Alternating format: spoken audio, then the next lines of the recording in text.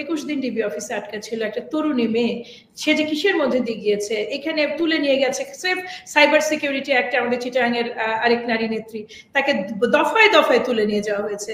এই মেয়েরা পর্যন্ত নিরাপদ ছিল না। আমি নিজে 2018-তে, যদিও আমি স্বল্পতম সময়ের জন্য, কিন্তু দেখুন আমরা তো ওপেন, সেই পরিস্থিতিতে ওপেন পলিটিক্স। আমার মানে যেটা সত্যিকার কাজ, মানে বিএনপি রিসার্চ উইং এর কাজ বা তরুণদের নিয়ে কাজ, এটা কিন্তু আমার সবসময় চলমান ছিল, এটা কখনোই বন্ধ হয়নি।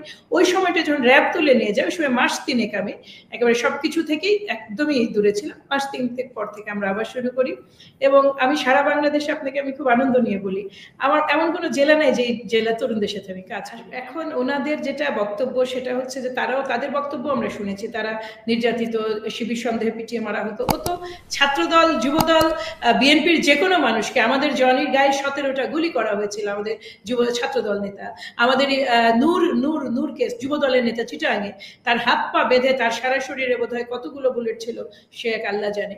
এই এই এই বিএনপি পরিচয়কে আমাদের শত শত তরুণ যুবক জীবন দেয়নি হাসিনা আপা? বলুন তো, আমাদের ছাত্রদের ছেলেরা ক্যাম্পাসে যায়, তাদের ছাত্রত্ব শেষ, মানে ধ্বংস হয়ে গেছে, তাদের পড়াশোনা ধ্বংস হয়ে গেছে। এখন যে যার মতো রাস্তা বেছে নেয়, হ্যাঁ, কিন্তু ওনারা হয়তো মনে করেছেন যে ছাত্রলীগের নামের আড়ালে থাকলে তারা নিরাপদ থাকবেন এবং নিজেদেরকে গুছিয়ে রাখবেন। কিন্তু ছাত্রলীগের নামের আড়ালে যখন তারা ছিলেন, তখন ছাত্রলীগ লীগের করা অপরাধগুলোর পার্টও তো তাদের হতে হয়েছে।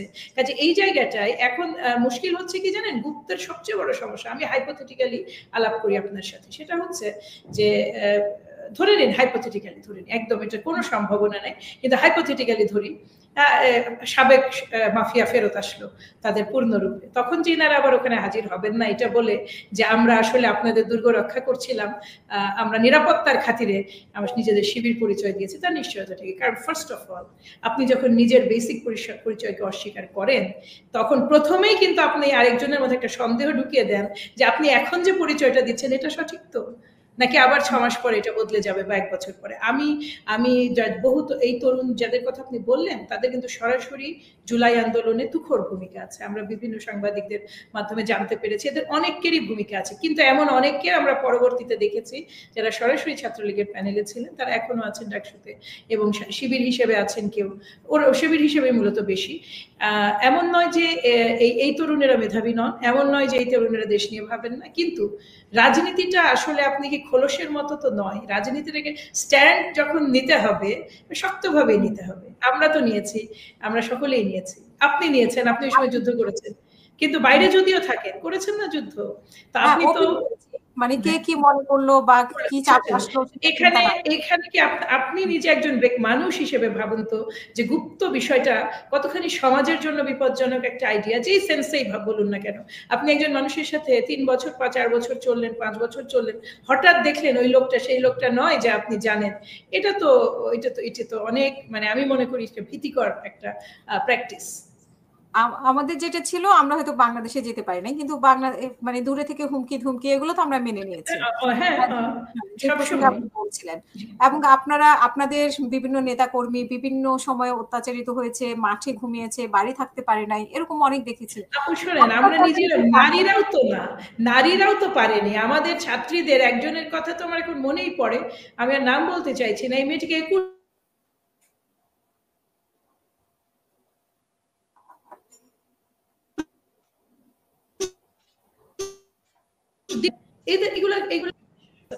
সরি, আমি বোধহয় একটু ডিসকানেক্ট হয়ে গেছিলেন, যে নারীর কথা বলছিলেন ওইখান থেকে। আমি বলছি যে আমি আসলে নারীর তার পরিচয় প্রকাশ করতে চাইছি না, কিন্তু 21 দিন ডিবি অফিসে আটকা ছিল একটা তরুণী মেয়ে। সে যে কিসের মধ্যে দিয়ে গিয়েছে, এখানে তুলে নিয়ে গেছে সেফ সাইবার সিকিউরিটি অ্যাক্টে আমাদের চিটাগাংয়ের আরেক নারী নেত্রী, তাকে দফায় দফায় তুলে নিয়ে যাওয়া হয়েছে। এই মেয়েরা পর্যন্ত নিরাপদ ছিল না। আমি নিজে 2018-তে, যদিও আমি স্বল্পতম সময়ের জন্য, কিন্তু দেখুন আমরা তো ওপেন, সেই পরিস্থিতিতে ওপেন পলিটিক্স করেছি।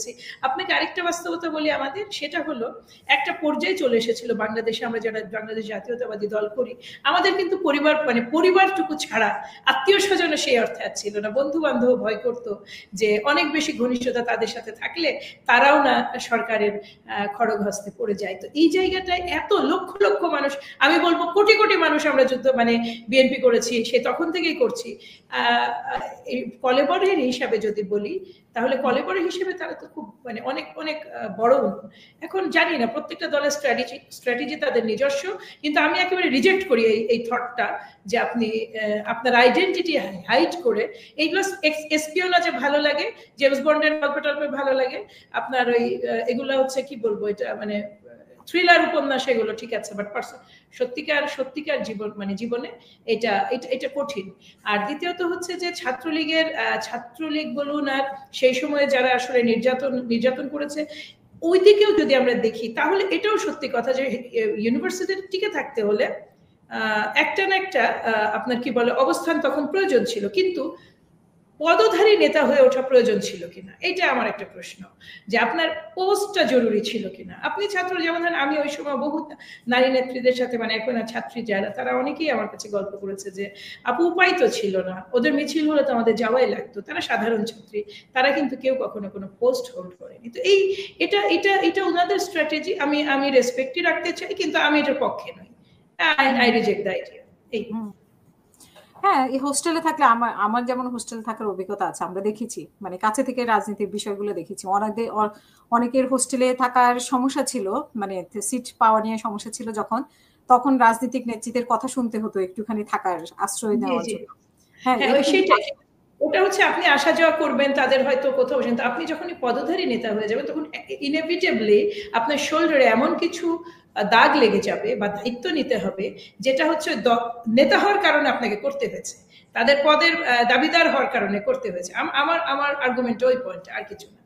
জি, আরেকটি বিষয় যে আপনাকেও আমরা মানে অনেকদিন রাজনীতিতে অনুপস্থিত দেখতে পেয়েছি, তো এটি কেন? মানে এটি রাজনীতিতে অনুপস্থিত নয়, আমি হচ্ছে মিডিয়াতে অনুপস্থিত ছিলাম। কারণ হচ্ছে আমি 13, 12, 13, 14, 15 আমি ওই সময় কিছু টকশো করেছি, খুব বেশি না হলেও করেছি। আমি যেহেতু বেসিক্যালি রিসার্চ বেসড কাজ করেছি, তারপরে হচ্ছে আমি সবসময় আমার রাজনীতির ধরনটাই ছিল, মানে অনেক বড় পোস্ট আমার ছিল না। আমি বেসিক্যালি 2020-এর পর থেকে আমি কৃষক দলে জয়েন্ট সেক্রেটারি হই 2020-এর পরে, আর 2023-এ আমি মিডিয়া সেলে আসি। এরপরে 24-এ আমি প্রশিক্ষণ, 23-এই বোধ হয়, 23-এর শেষের দিকে, না 24-এ আমি কেন্দ্রীয় প্রশিক্ষণ কমিটির সদস্য হই। রাজশাহী জেলার সদস্য হয়েছে অনেক আগে, 16 বা 17-এর দিকে। তো এইখানে আমি G9 বলে একটা থিঙ্ক ট্যাঙ্ক নিয়ে কাজ করতাম। এরপরে 2018-তে যে নিরাপদ সড়ক আন্দোলন হলো, ওই সময়টায় কিছু না, আমার মনে আছে একটা ফেসবুক পেজ পোস্টের জন্য আমাকে দাউদকান্দি ব্রিজের ওখান থেকে আমাকে আমার হাজব্যান্ডকে তুলে নেওয়া হয়। তো ওই সময়টা আমাদেরকে মানে আপনি 30-35টা কাগজে ব্ল্যাঙ্ক পেপারে সই দিয়ে আসতে হয়েছিল, এবং আমাদেরকে মামলা দেওয়া হয়নি, কিন্তু যেটা করা হয়েছে সেটা আমাদের নিয়মিত হাজিরা দিতে হতো প্রতি সপ্তাহে। তো ওইটা একটা অবর্ণনীয় সময়। তখন একটা মানে এই সাইলেন্ট থাকাটা, এটা ছিল একেবারে ম্যান্ডেটারি, মানে এই কারণ এইভাবেই মানে মুচলেখা দিয়ে বেরিয়ে আসা। এবং আমার দলের যারা সিনিয়র নেতৃবৃন্দ, আমি তখন আমাদের সম্মানিত মহাসচিবের মিডিয়া মনিটরিং এর দায়িত্বে ছিলাম, মিডিয়া মনিটরিং এর কাজটা করতাম। উনি একদম সুস্পষ্টভাবে আমাকে দল থেকেও বলা হয় একেবারেই আপনার মোটামুটি লো প্রোফাইলে থাকতে। আপনি জানেন না, আমি 3 বছর আমি ফেসবুকে একটা পোস্ট দেইনি, এবং ওই সময় 3 বছর আমি এসে আবারও ফেসবুকে সরব হয়ে উঠি। আমার মনে হয় আপনি মানে কারণে মুচলেখা শুধু নয়, আমরা যে সাদা পেপারে সই করে এসেছিলাম না, মুশকিলটা হলো যে তখন তো যে কোনো মামলায় অভিযোগ দিয়ে ধরেন স্বীকারোক্তি লিখে পাঠিয়ে দিলে কারো তো কিছু করার ছিল না। মুচলেখা তো শুধু না, হাজিরা, নিয়মিত হাজিরা, এবং আমার তো আরো অন্যান্য অনেক মামলাও ছিল। তো যাই হোক, যেটা হয়েছে সেটা বাস্তবতা হলো যে ওই সময়টাই আমাকে যে তা একা ধরে নিয়ে আসেন আপু, আমি আমার হাজব্যান্ড সহ তুলে নিয়ে যাওয়া হয়েছিল। তো আমার তো কেবল একার বিষয় না, আমার হাজব্যান্ড হচ্ছেন আমার পরিবারের আর্নিং পার্সন, আমার জয়েন্ট ফ্যামিলি, আমরা 17-18 জন মেম্বার।